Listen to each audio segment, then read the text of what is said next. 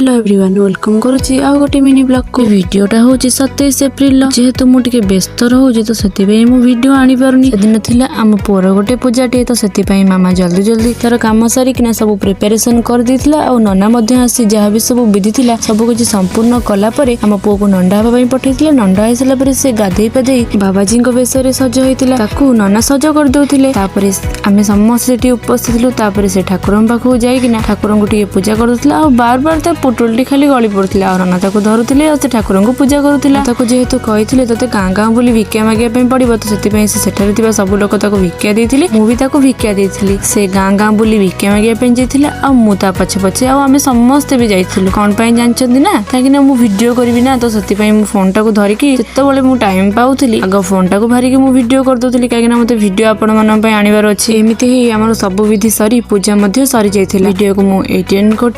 नमस्कार जय जगन्नाथ।